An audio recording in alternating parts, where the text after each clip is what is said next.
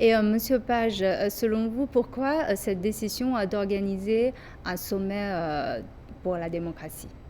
Les Américains, depuis déjà 2 siècles, se sont auto-persuadés et cherchent à persuader le monde qu'ils sont en quelque sorte en charge d'une mission quasi divine, celle d'exercer un leadership sur le monde. Or, ils font ça à partir de ce qu'ils considèrent être leur légitimité de parler de la démocratie et des droits de l'homme à partir des conceptions qui sont les leurs.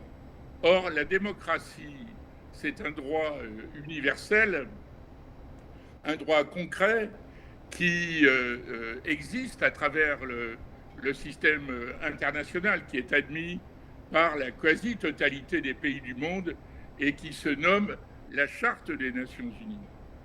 Et quand je dis que c'est très concret, ce sont bien sûr dans la charte, à travers la charte, les pactes, les principes, les conventions, les résolutions, comme le pacte sur les droits socioculturels, sur le droit au développement, sur les droits civils et politiques, dont une des préconditions du droit est le respect du droit des peuples à l'autodétermination, c'est-à-dire le refus de l'ingérence, de la non-interférence, le respect de la souveraineté. Or, pour les Américains, un droit qui sont admises par la communauté internationale sont considérés comme des obstacles à leurs prétentions hégémoniques et à leurs yeux, elles sont obsolètes en quelque sorte et il faut s'en débarrasser. Autant dire que le sommet autoproclamé pour la démocratie qu'ont annoncé les États-Unis est une caricature, de mon point de vue, qui cache mal son véritable but. Et ce but, c'est de ressusciter une nouvelle guerre froide, plus agressive, plus dangereuse encore. Et je pense que, en fait, s'il y avait sommet sur la démocratie à organiser, les Américains devraient réunir ce sommet exclusivement pour eux-mêmes. Et monsieur Vivas, est-ce que, dans votre observation, il y a une instrumentalisation, de la démocratie et si on regarde un peu les listes des invités à ce sommet, quelles observations faites-vous? Alors d'abord, je veux remarquer qu'il y a parmi les invités des pays qui ne sont pas forcément démocratiques. Tout le monde le comprend et tout le monde le sait. Ensuite, je remarque qu'il y a 111 invités, mais ce ne sont pas des invités qui se déplacent. C'est un sommet virtuel par Internet. Et je vois aussi que sur les 193 pays qui sont représentés à l'ONU, il y en a beaucoup qui ne sont pas là. Pour arriver à faire plus de la moitié des pays du monde, les États-Unis ont été obligés d'aller chercher des pays qui ne sont pas du tout démocratiques. Sinon, ils n'avaient même pas la moitié du pays du monde. Donc là, encore une fois, là, ils veulent évidemment instrumentaliser. C'est un sommet de propagande. Euh, il faut bien voir que les États-Unis sont les champions de la propagande.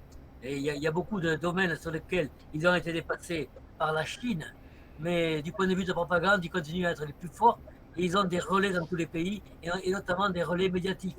Donc ce sommet-là est effectivement une arme de guerre contre la Chine. Ce sommet ne va pas faire progresser d'un centimètre la démocratie. Par contre, il va essayer de faire monter la sinophobie et de faire monter la tension entre les États-Unis et la Chine. Et tout ça, pourquoi? Parce qu'ils se rendent bien compte que la Chine progresse, elle progresse vite, rien ne semble devoir l'arrêter, alors que les États-Unis sont un pays sur le déclin. Et c'est ce qui fait qu'il y a une terrible tension aux États-Unis, et y compris d'ailleurs des idées de faire une guerre. On sait qu'il y a au Pentagone des groupes qui réfléchissent pour savoir s'il ne faudrait pas frapper la Chine tout de suite avant qu'elle soit trop forte. Alors on voit que vous avez mentionné tout à l'heure, Monsieur Page, que la démocratie est plutôt un droit universel, que tous les peuples du monde ont le droit à la démocratie. Alors si on souhaite vraiment discuter d'un système politique meilleur pour le monde entier, donc on a vu que la Chine a été exclue et la Russie aussi. Et on voit que le porte-parole de Kremlin a annoncé que, je cite, les États-Unis préfèrent créer de nouvelles lignes de division, diviser les pays en bons selon eux et en mauvais selon eux. Donc, quelle est votre observation là-dessus? Ce que l'on peut dire, je crois, c'est que les États-Unis cherchent surtout à réorganiser leur précaré, c'est-à-dire ce qu'ils considèrent comme être des pays vassaux. Ce qui tend à démontrer qu'ils sont, de mon point de vue, sur la défensive et qu'ils ont besoin de montrer leur leadership au moment où la crédibilité de celui-ci est aujourd'hui ouvertement contestée. Alors il y a la question qui est largement posée, qui est celle de Taïwan. Taïwan qui est invité à ce sommet. À mes yeux, c'est une provocation absolument délibérée. Le régime fantoche de Taïwan, on le sait, n'est pas reconnu par les Nations Unies. Taïwan a d'ailleurs été exclu du système des Nations Unies en 1971 pour avoir occupé illégalement le siège de la Chine. Taïwan est une province chinoise. Et en fait, je pense que cette nouvelle action des États-Unis masque assez mal le fait qu'elle vise à consolider les liens des États-Unis avec Taïwan. L'objectif donc est, à travers cette invitation à Taïwan, d'entretenir les tensions, de continuer à entretenir les tensions avec la Chine, ce que l'on pourrait dire être une conflictualité permanente et dangereuse, dont d'ailleurs les provocations en mer de Chine sont les exemples les plus fréquents. En fait, je crois qu'il n'est pas difficile de constater que l'hégémonie des États-Unis, la volonté hégémonique des États-Unis est aujourd'hui menacée, et je pense que c'est une des conséquences de la crise du système capitaliste. Et donc, je serais tenté de dire que l'approche de la démocratie, l'approche des droits de l'homme, qui est celle des États-Unis, est une approche complètement anachronique et qui va à l'encontre des tendances qui s'expriment aujourd'hui dans le monde, notamment en faveur du dialogue, de la coopération, de ce que le président Xi Jinping évoque à travers cette communauté de destin. Nous vivons dans une période radicalement nouvelle. Nous vivons dans une période qui appelle plus de coopération, plus d'échanges, plus de dialogue et sur un pied d'égalité. C'est d'ailleurs, écoutez, assez significatif de voir que les Américains eux-mêmes aux États-Unis, pour 50% d'entre eux, considèrent que la démocratie américaine ne fonctionne pas. 41 millions de gens aux États-Unis vivent sous le seuil de pauvreté. Si on n'est pas capable de tirer les conséquences, les conclusions de ce constat et de voir en quoi la démocratie dans les pays occidentaux dits pays développés est en fait bafouée par le refus de répondre aux besoins des gens.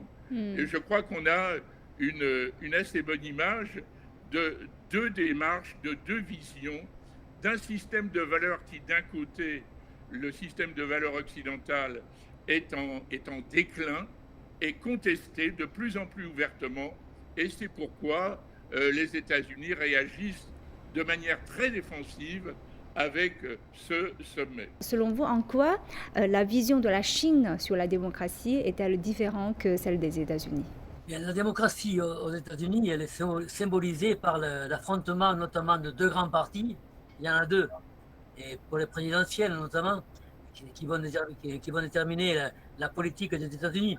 Et ces deux grands partis vont pouvoir avoir accès à tous les médias, aux journaux, aux radios, aux télévisions.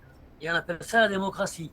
Bon, en fait, tout à l'heure, je le disais, le Parti républicain et le Parti démocrate, euh, c'est un peu pareil, quoi.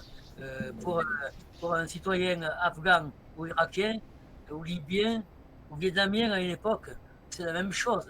On ne voit pas la différence. Donc, c'est une démocratie, si on veut, qui est une démocratie interne, si on veut, comme d'ailleurs la démocratie israélienne. On dit qu'Israël est la seule démocratie du Moyen-Orient. Oui, mais à condition qu'elle ne sorte pas de chez elle avec ses soldats. Dès qu'avec ses soldats, elle est dehors, c'est une dictature. Ils ne vont pas négocier avec l'Irak, le Vietnam, la Libye, l'Afghanistan. Ils ne vont pas négocier. Ils vont lancer des bombes, ils vont tuer. C'est ça. Dans la démocratie, à l'intérieur, on peut en discuter, supposons, mais à l'extérieur, et moi c'est ce qui m'intéresse, à l'extérieur, ce sont des pays qui se comportent vraiment comme des dictatures. Alors, vous savez, nos médias sont euh, assez à l'écoute des Américains. Par exemple, quand la Chine proteste parce que des navires de guerre sont trop proches de Taïwan, dans le détroit de Taïwan, à quelques centaines de kilomètres de la Chine, les médias disent que la Chine est agressive. Et qu'est-ce qu'on dirait si les navires de guerre chinois étaient dans les Caraïbes, entre Cuba et la Floride? Qu'est-ce qu'on dirait? Or, ils n'y sont pas. On voit que là aussi, il y a une nation qui est belliciste, hein, et une qui ne l'est pas. Tout à l'heure, Jean-Pierre Page disait que rappelait ce mot de Xi Jinping sur le développement dans une communauté de destin. Ça veut dire, c'est le contraire de ce que disait Donald Trump. Donald Trump, il disait America First. Et Joe Biden, à peine élu, a dit les États-Unis sont prêts pour diriger le monde. Ce sont deux conceptions différentes. Il y en a eu la mission sacrée dont parlait tout à l'heure Jean-Pierre, je crois, des États-Unis de gouverner le monde, d'apporter le bonheur, la démocratie, et puis d'un autre côté, les Chinois qui ont un système qui est le leur, qu'ils ne cherchent pas à exporter, et en tout cas, ils ne font pas la guerre.